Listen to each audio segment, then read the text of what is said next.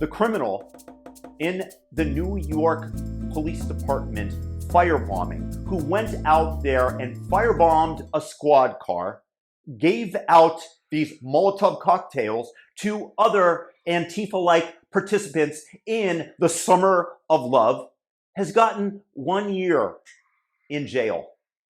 Okay, an incredibly light sentence, way too lenient, you might say. And then you compare that to the people during the January 6th riot that were given multiple years in jail, or being denied access to a fair and speedy trial and sitting in solitary confinement for God knows how long. Multiple years for the QAnon shaman. And you compare the destruction done, the intent of these people who might have got caught up in the moment versus those who made these Molotov cocktails and intentionally threw them out of a police car and are just lucky that nobody perished and died. They could have been put away for attempted murder. And you look at the disparity in the sentencing and you ask, how can society survive when, if you are on the correct side of the political spectrum, the left side of the political spectrum, then you are given absolute leniency. And if you are on the other side, then they throw the book at you and they don't even give you due process of law, as I've stated, being denied a speedy and fair trial. So how can we not intentionally separate like oil and water into red and blue states? This is not good for the cohesion of society. This is not justice applied with blinders on as was intended.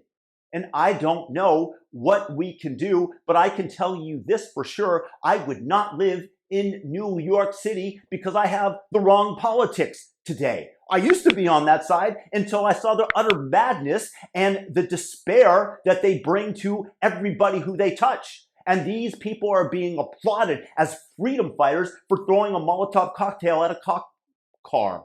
And you take a look what's coming tonight. They're going to release the Memphis case of what they call the murder, and they go ahead and promote it ahead of time on CNN, and you are going to see more Antifa riots in all likelihood. They are bringing this into prime time and getting everybody geared up for it. Meanwhile, if you throw a bomb at a cop car, then you get an incredibly light sentence, and you think that that's going to act as a disincentive? No, these people need to be given super harsh penalties. And again, if you are in these blue cities, I suggest that you move away and let them destroy themselves internally. Yes, it will have a negative effect on the United States as a whole, but if you're looking out for you and your family, then I suggest that you move immediately, because you're going to get caught up in it at some point. They're going to come after you in some form, and you cannot defend yourself, because if you do, there's no self-defense if you're on the wrong side of the political aisle. Only you can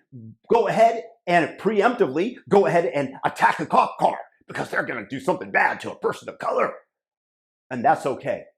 You get 1 year for that. But put your feet up on the desk of Nancy Pelosi. Go ahead and trespass and just follow along with everybody else into the Capitol building and get multiple years. Society can't exist like this. It's unfortunate. So separate yourself from the blue states. If you've got that wrong political ideology, that's just the nature of the way things are going. And if you look out for yourself, that's probably the best game theoretical thing that you can do. Hate to say it. Peace.